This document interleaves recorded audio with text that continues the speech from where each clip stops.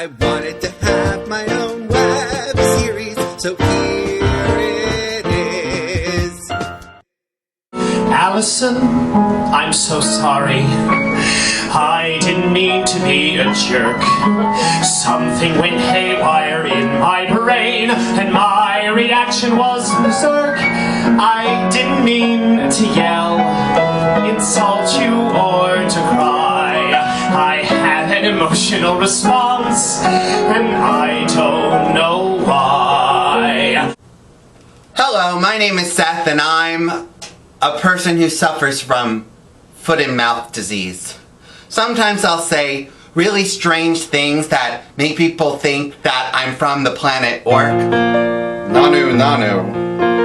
Or I'll make jokes that come off accidentally as offensive because I'm trying for the same style as Sarah Silverman or Amy Schumer, but they get away with it because they're cuter. Or I'll accidentally blurt out some private information about my friends because I'm as public a persona as Valerie Cherish, and I don't realize that other people sometimes don't want to see that. Or I'll say insensitive things I don't realize are insensitive because occasionally I can have the EQ of a child AI like Ethan Woods. And I have so many examples of these sorts of things, but they put me in a worse light than when Abby and Alana were stuck in that blackout. So I'm just gonna give you a few. In 4th grade, I called this girl stupid, and they brought me to the principal's office to apologize, and I said, "I'm sorry you're stupid." In high school, my friend's dog got run over by a car and broke his leg, and my response was, "I don't really like dogs." That was the first time I got slapped. In college, I announced to the entire hall that my girlfriend's roommate liked to smoke pot all the time, something she apparently did not want publicly broadcast. Oh, and even as recently as this past year, I have revealed others' sexual liaisons that I probably should have kept secret because I guess I'm worse than Gossip Girl. But by this point, most of my friends know that I'm really bad at keeping secrets unless they specifically tell me that what they are about to say is as classified as an X-file.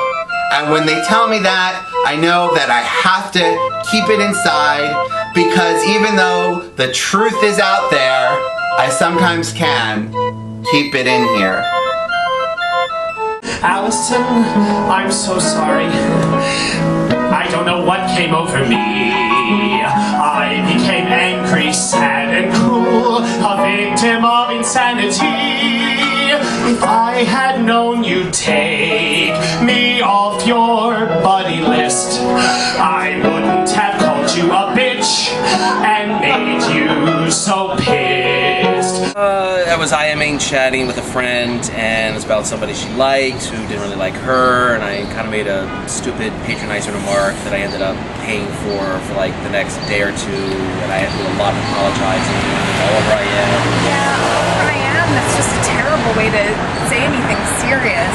Right, when I was in 10th grade, my boyfriend and I were fooling around in my parents' room, and my brother walked in on us, and we paid him 20 bucks to not tell my parents what he saw.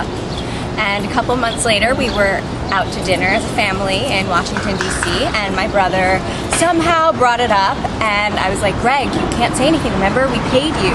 And my dad said that he would pay him double whatever we paid him, so Greg said that we paid him 20, and my dad handed him 2 20s, and my brother told them. He was like, "I saw Listen Adam shirtless in your room."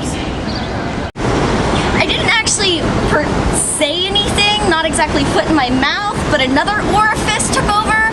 I was in roommates with this really hot guy, and I went into the hallway one night when I was drunk and I peed in a drawer. So really my chances are over now, and that foot is right up there. I do remember one time when I was in high school, I had been introduced to somebody and I said, oh, well, does she have a name? And it was ridiculous. I was trying to be all clever and cute, and of course they had already told me her name. I just completely wasn't listening. I felt like a complete idiot.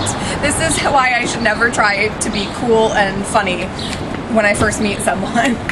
So I was dating this guy who was a gastroenterologist, and Pretty much. so he basically clears out the stomach and like any kind of issues, like usually Crohn's or like any kind of like. And he was oddly obsessed with my ass, which is funny because that's kind of what he does. He like does checkups, like up there. So I texted my friend like, oh, well, this guy has a weird obsession with my ass, but I texted to him instead. It's not like foot in the mouth. It's more like text in the ass. That is a shitty situation. Oh God. Yeah, I suck. What about you? What the heck is mine? Okay, so I was like in Times Square, like working, and I'm like, I bumped into a person, and I was like, oh my God, I'm so sorry, I didn't see you.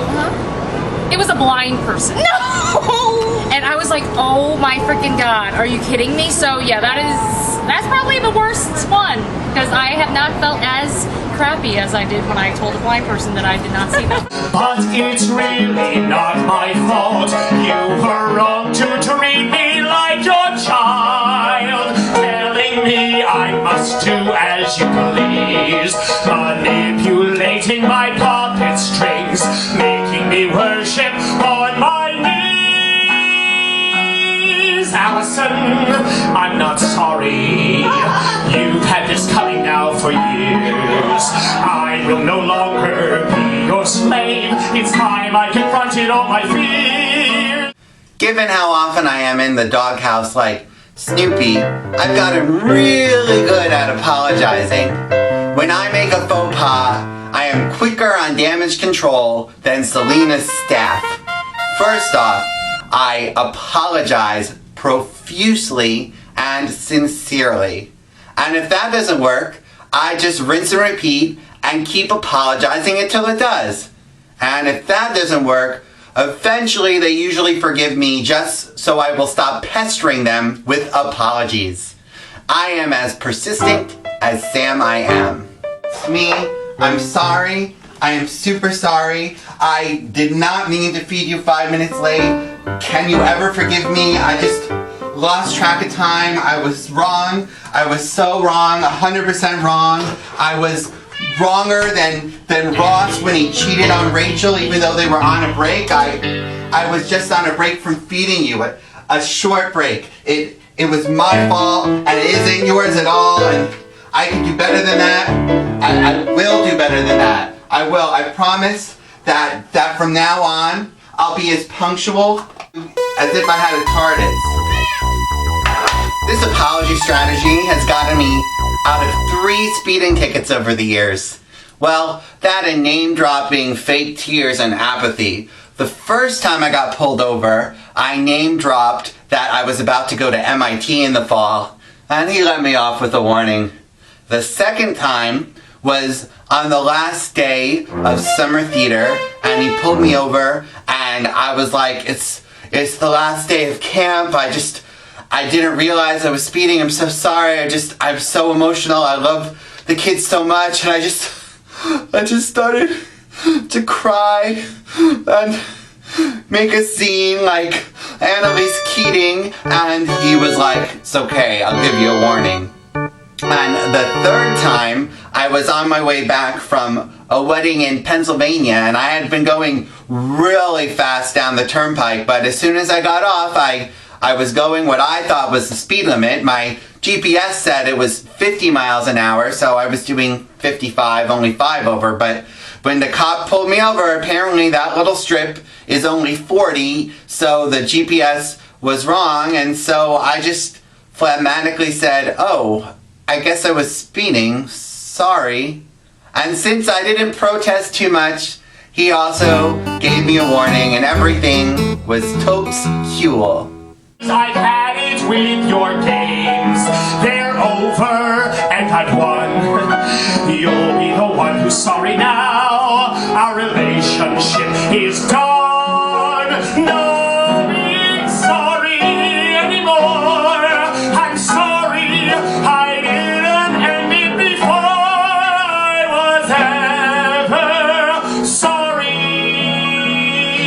Send. Apologizing all the time is exhausting. So I like to take at least one long vacation each year. And that's the topic of the season finale next time. See you then on Everyday Little Seth. I wanted to have my own way.